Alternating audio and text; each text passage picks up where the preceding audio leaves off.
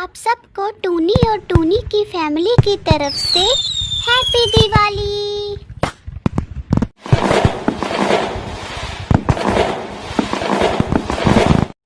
मेरे पिताजी तो इम्पोर्टेड पटाखे लेकर आएंगे।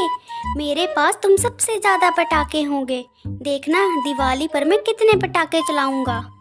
चिंटू अमीर था लेकिन उसके दोस्त गरीब थे। उसके बावजूद भी चिंटू अपने गरीब दोस्तों के सामने अपनी अमीरी के बारे में ही बातें करता रहता। चिंटू का तो ये हमेशा का है, हमेशा अपनी अमीरी झाड़ता रहता है। उसे क्या लगता है दिवाली पर हम पटाखे नहीं चला सकते क्या?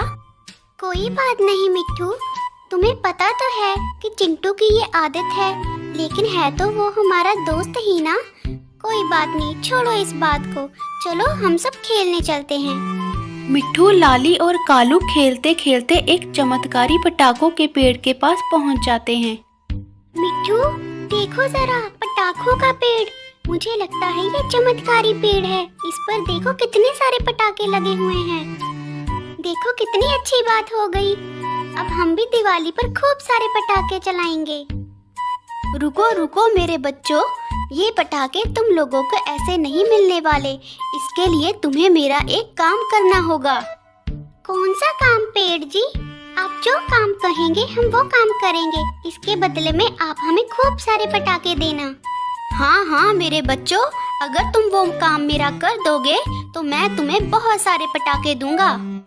और काम ये है कि तुम लोगों को मेरे पेड़ को अच्छे से सजाना होगा, क्योंकि दिवाली है तो मुझे भी सजने का हक है ना। मेरे पेड़ को अच्छे से सजाओ तो मैं तुम्हें पटाखे दूंगा। लाली, कालू और मिट्ठू उस चमत्कारी पेड़ को अच्छे से लाइटों से सजा देते हैं। वाह मेरे बच्चों, मेरा दिल खुश हो गया। तुम लोगों ने मुझे बहुत अच्छे से सजाया है, तो इसलिए ये लो ढेर सारे पटाखे और खुश रहो।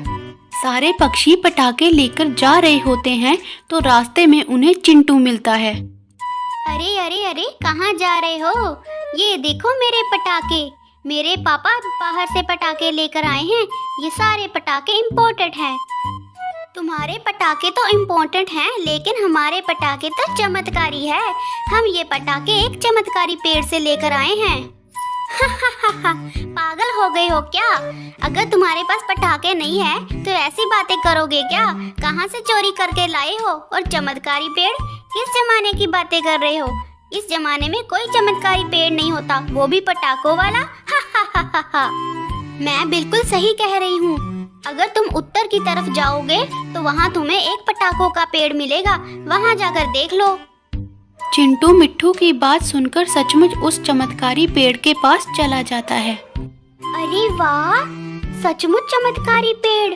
और इस पेड़ पर तो बहुत सारे पटाखे लगे हैं। ये सारे पटाखे मैं तोड़ लूंगा और उन लोगों को कुछ नहीं दूंगा। दिवाली वाले दिन सारे पटाखे मैं चलाऊंगा। अभी इसे तोड़ लेता हूँ।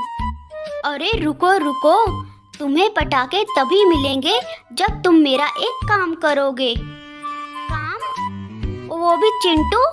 क्या तुम मुझे जानते नहीं? मैं कोई काम नहीं करूँगा और ये सारे पटाखे तो मैं लेके जाऊँगा। तुम मुझे नहीं रोक सकते। मैं तुम्हारा कोई नौकर नहीं हूँ। चिंटू जैसे ही उस पेड़ से पटाखे तोड़ने के लिए आगे बढ़ता है तो वो पेड़ चिंटू के सामने बड़े बड़े पटाखे चला देता है, जिससे चिंटू डर जाता है।